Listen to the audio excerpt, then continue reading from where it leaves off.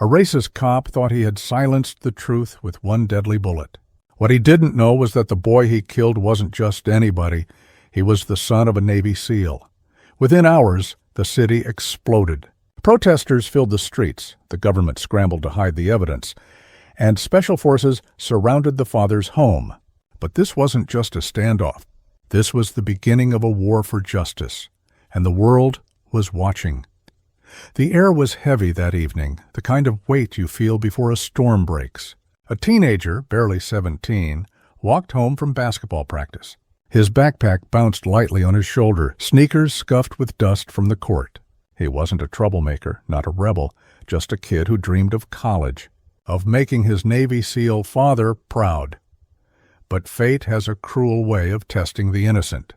At the corner gas station, he stopped to grab a bottle of water. A patrol car pulled in, lights off, but presence was unmistakable. The officer inside, known in the neighborhood for his short fuse and sharper prejudice, fixed his gaze on the boy. To him, the color of the kid's skin was already a crime. Words were exchanged, sharp, cutting, unnecessary. The boy raised his hands, trying to calm the situation. Witnesses later swore they heard him say, "I don't want trouble." But the officer's hand was already on his weapon. In the next heartbeat, the crack of a gunshot shattered the quiet night. The boy fell, clutching his chest, eyes wide not with anger but disbelief. His water bottle rolled across the pavement, spilling out onto the concrete like a life slipping away. The gas station froze in stunned silence. People screamed, phones came out, cameras recorded. Within minutes, sirens wailed. Lights painted the night in red and blue. But one phone call cut deeper than the rest. On the other end of the line, in a quiet suburban home, a retired Navy SEAL, David Carter, listened to the words no father should ever hear. "Your son's been shot." The house seemed to close in on him. His training told him to breathe, to focus, to assess. But this wasn't war. This wasn't a battlefield with rules of engagement. This was his boy, his blood, his future. By the time Carter reached the hospital, it was too late. Machines beeped softly, nurses whispered apologies, and a sheet was drawn over a face that still looked too young for the grave. Carter didn't cry. Not yet. The SEAL in him had been trained to hold pain in check, but deep inside, a storm was already gathering.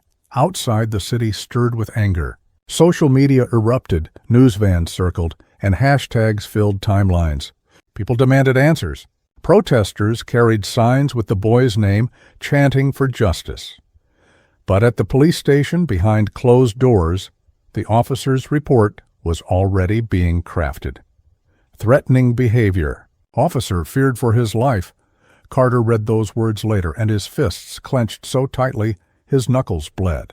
Fear. His son had been unarmed. His son had begged for peace. This wasn't just a tragedy. It was an execution, and Carter knew. Justice would not come quietly. That night, as the city simmered, Carter sat alone at his kitchen table. His son's picture stared back at him from a cracked frame. The silence in the house was unbearable, broken only by the ticking of a wall clock. He closed his eyes, and memories of combat flooded back, missions where betrayal was punished, where injustice was never left unanswered. The father in him wept, but the warrior in him was beginning to awaken. The line between grief and vengeance blurred, and as midnight crept in, Carter whispered to himself a vow carried on the weight of every breath. "If the system won't deliver justice, then I will." Morning light seeped into the Carter home, but it brought no comfort. The world outside moved as if nothing had changed. Neighbors jogging, kids catching buses, mailmen whistling on their routes. But for David Carter, time had split in two, before the shot and after. He sat at his dining table, his son's basketball still resting where the boy had last left it. Carter's hands, calloused from years of combat training, traced the worn leather surface. Each groove whispered memories, late-night practice drills, the boy's laughter, when he finally nailed a three-pointer. Memories that would never return, but grief had no place in Carter's discipline. The SEAL in him was sharpening, assessing, planning. By mid-morning, news channels were already spinning the story.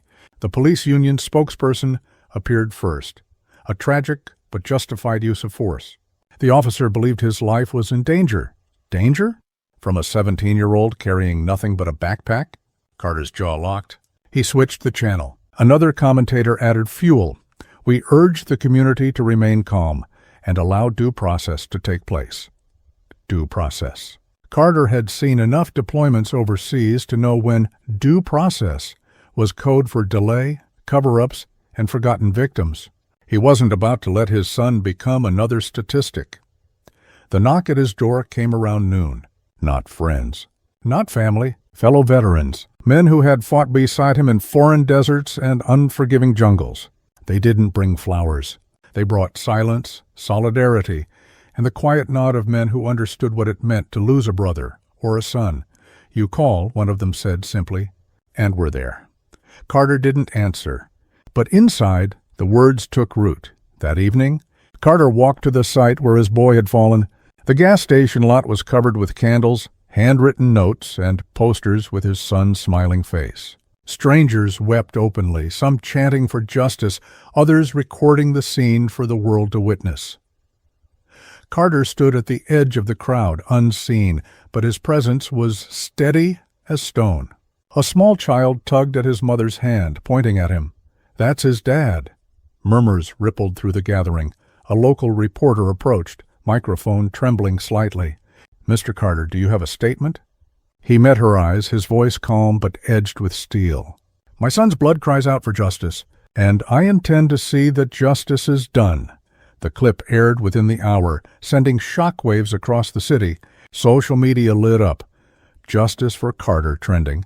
Activists calling for rallies. Lawyers offering pro bono support. But inside the precinct, officers watched the clip with unease. Some whispered that Carter wasn't a man to underestimate.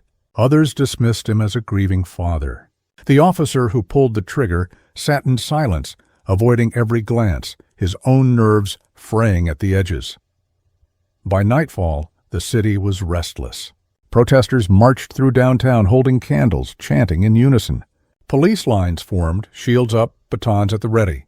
The tension was palpable, the kind that ignites with just a spark. Carter stood in the shadows, watching the clash build. He wasn't leading it, not yet. But he was taking note of who stood on the side of truth and who hid behind lies. His phone buzzed in his pocket. "A blocked number?" he answered, and a familiar voice rasped on the other end. "They're going to bury this, David. I've seen the file. If you want the truth, meet me tomorrow alone." The line went dead. Carter's grip on the phone tightened. The war had already begun, and this time it wasn't overseas. It was at home. Carter barely slept that night. The call from the blocked number echoed in his mind like a ticking clock. He had fought in deserts and jungles, but now the battlefield was his own city.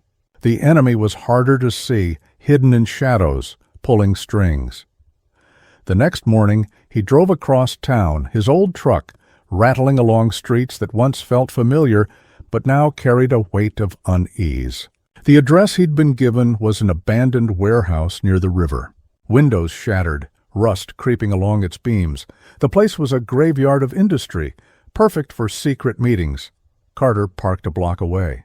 His instincts, razor-sharp from years of military training, warned him to be cautious. He slipped through the broken gate, every step measured, every sound catalogued. A gull cried overhead, the river lapped softly nearby, and the silence pressed down heavy. Inside the warehouse, shafts of light cut through holes in the roof. Dust floated in the air like ghosts. Carter's hand brushed against the grip of his concealed pistol as footsteps approached. From the shadows emerged a man in a worn leather jacket, his face lined, eyes sunken but alert. Carter recognized him from old newspaper clippings, Detective Alan Ruiz.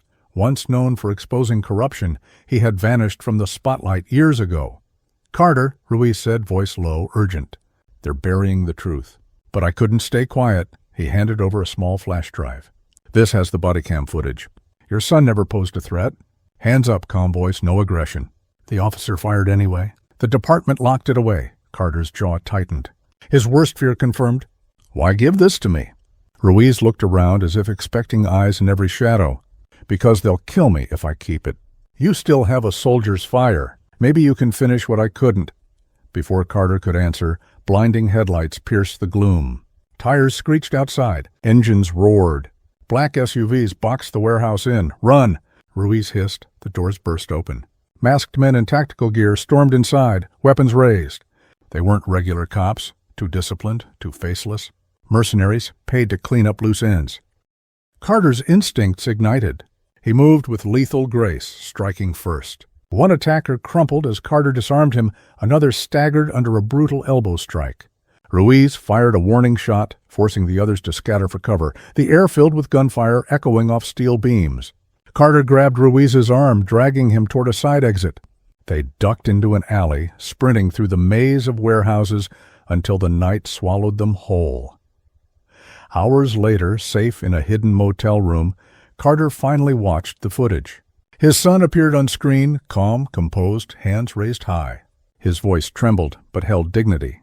"I don't want trouble, officer, please." Then came the gunshot. Sudden, merciless. Carter's throat tightened. Rage burned in his chest, but behind it was something sharper. Clarity. The world needed to see this. But exposing it meant war. A war not of nations, but of truth versus silence. He closed the laptop, staring into the darkness. His whisper was steady, a vow. They wanted silence. "We'll give them truth. And truth is louder than bullets." The next move was his. And he knew the enemy was already waiting. By morning, the footage had spread like wildfire. What began as whispers online turned into headlines on every news channel. Millions of people watched the truth Carter now carried. His son, hands raised, pleading for peace, cut down by a man sworn to protect. Outrage swept the city. What had been quiet murmurs of injustice now erupted into a storm. Protesters filled the streets chanting his son's name, carrying signs demanding justice. Mothers held photos of their children, fathers marched with tears in their eyes. The grief Carter carried was suddenly shared by thousands, but with grief came fire. At first, the demonstrations were peaceful, candles flickering in the night, voices rising together in unity. But as hours passed, the city's tension cracked like dry wood catching flame. Marches turned into clashes. Barricades went up. The police moved in with shields and batons, and the sound of rubber bullets echoed off brick walls. Carter stayed in the shadows, watching. He was no protest leader, no man with a megaphone. Yet everywhere he went, people seemed to recognize him. Some whispered, some nodded, some simply reached out to touch his arm, as if his presence alone carried strength. To them, he wasn't just a grieving father. He was the Navy SEAL who refused to be broken. The authorities noticed too. Inside the mayor's office, panic simmered. Officials pored over news feeds, watching the protests swell like a rising tide. The governor's voice barked through phone lines, demanding order. Behind the scenes, those with power whispered a different command: shut this down, no matter the cost.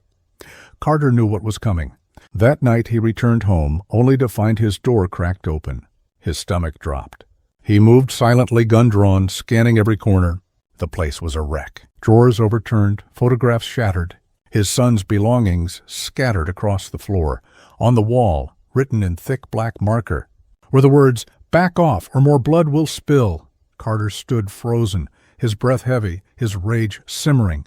They hadn't just threatened him.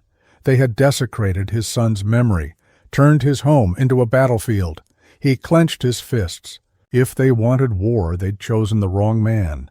The next day, Carter reached out to old comrades, men who had fought beside him in distant lands, men who knew the price of loyalty and the weight of silence. One by one, they answered the call, not with speeches, but with quiet resolve. Veterans, activists, even ordinary citizens stepped forward, saying the same thing. "We've got your back." Carter trained them in small groups, teaching discipline, restraint, and courage. They weren't soldiers, not all of them, but under his guidance, they became a shield against fear. As the protests grew louder, Carter's quiet army grew stronger. The people weren't alone anymore, but the other side was watching. One evening, as chants thundered downtown, Carter caught a flicker of movement above. A drone hovered in the night sky, its red light fixed on him, tracking his every step. The message was clear. They knew who he was, and soon They would come for him. It began at dawn. Carter's neighborhood woke not to birdsong, but to the growl of engines and the thrum of helicopters. Black SUVs screeched into the street, armored trucks blocking both ends like iron jaws snapping shut. Neighbors peered through curtains, their faces pale with fear. A voice boomed from a megaphone. "David Carter! This is your final warning. Step outside with your hands up." Carter stood inside his living room, his back to the broken family photographs still lying where intruders had left them. The rage in his chest had cooled into something sharper. Discipline. This wasn't panic. This wasn't fear. This was war, and war was the one thing he understood better than anyone on the street outside. Beside him were a handful of men and women who had refused to abandon him. Old comrades from the SEALs, a Marine sniper he once pulled from the wreckage of an ambush, even a young activist who'd lost a brother to police violence. They weren't here because they wanted a fight. They were here because truth had left them no other choice. Carter's voice was calm, steady, the voice of a commander. No one fires first. Not a single shot. They want blood. They want us to look like the enemy. We hold our ground. We show the world who they really are, they nodded. Fear lingered in their eyes, but behind it was iron. Outside, the scene swelled. News vans rolled in. Cameras pointed at Carter's house, broadcasting the standoff to millions. Chants from protesters down the block grew louder, shaking the air with his son's name. The siege was no longer a secret. It was live. Through the blinds, Carter studied the figures in the street. Some wore standard police uniforms, but many didn't. Their gear was too advanced, their movements too sharp. Mercenaries, hired guns. The same kind that had stormed the warehouse. His phone buzzed. A secure line. Carter lifted it to his ear. The voice was low, mocking. "You embarrassed powerful people, SEAL. Hand over the drive and we walk away. Refuse and your neighbors pay the price." Carter's jaw tightened. He glanced out the window at children clinging to their mothers, watching from porches. Innocents caught in the crossfire. His reply was ice cold. "You think fear will break me? You think killing my boy wasn't enough? Listen carefully. If you burn this neighborhood, the whole world will see your face while you do it. You want war? You'll choke on it." He hung up. The mercenaries shifted, preparing to advance. Carter stepped to the door, shoulders squared, unarmed but unshaken. His comrades exchanged uneasy glances. Was he really going out there? He pushed the door open. The crowd gasped as he walked onto the porch, hands visible, his figure framed by morning light. Rifles locked on him instantly. 100 fingers twitched on triggers. Helicopters roared overhead, and then Carter spoke. Not with the fury of a soldier, but with the clarity of a father whose truth had already shaken a nation. "You want me? I'm right here. But the world is watching, and they'll see exactly who pulls the trigger." The standoff hung by a thread. The next second would decide everything. The silence was unbearable. Carter stood on the porch, unarmed, the morning sun casting long shadows across his lawn. Dozens of rifles aimed at his chest. Helicopters circled like vultures. Reporters whispered into cameras, their voices trembling as the world held its breath. For one eternal second, no one moved. Then Carter's voice cut through the chaos. Calm, sharp, undeniable. "You murdered my son. You tried to bury the truth. But justice isn't yours to control. It belongs to the people." His words rolled across the street, carried by the wind, amplified by every microphone at every camera. Protesters beyond the barricades erupted in chants, their voices echoing his son's name. The sound grew louder, fiercer, until it shook the very ground beneath them. The officers nearest Carter shifted uneasily. Some glanced at each other, doubt flickering in their eyes. This wasn't the firefight they'd been promised. This was something far more dangerous, truth, broadcast to millions. Then, in a single act that changed everything, one officer lowered his rifle. His hands trembled, but he stepped back. Another followed. Then another. Within minutes, half the line broke ranks, refusing to fire on an unarmed man. The crowd roared louder, cameras zoomed in, and the mercenaries, the faceless contractors brought to enforce silence, suddenly found themselves exposed. Their cover of legitimacy crumbled on live television. The commander barked orders, but the momentum had shifted. News anchors shouted in disbelief as the siege unraveled, not through bullets, but through conscience. The mercenaries retreated, slipping back into their black vehicles as cameras recorded their every move. Some masked their faces, others didn't. It didn't matter. Their images were already being uploaded, shared, dissected across the internet. The truth had escaped the shadows, and there was no cage big enough to hold it anymore. Carter stood firm, watching them vanish.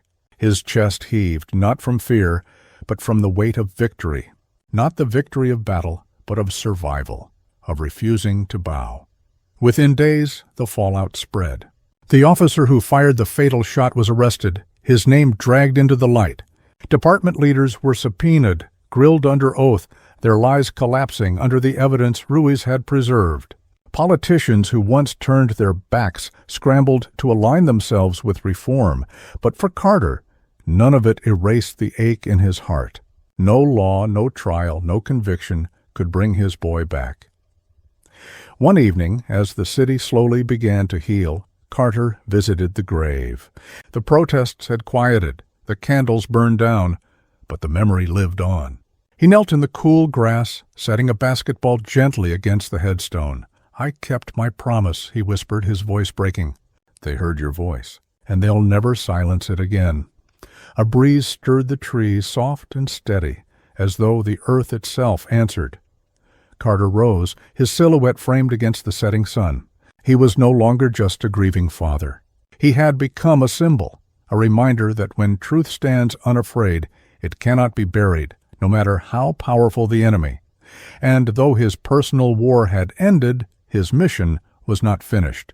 He had vowed to fight for the voiceless, for every child who deserved to live without fear of the badge the city would never forget, and neither would he. A father's love turned into a fight for justice, and his son's voice will echo forever. This story isn't just about one family. It's about every life that deserves dignity, truth, and freedom. If this story moved you, don't let it end here. Hit that like button, share this video so more people hear it, and subscribe to my channel for more powerful stories that must be told. Together we keep their voices alive.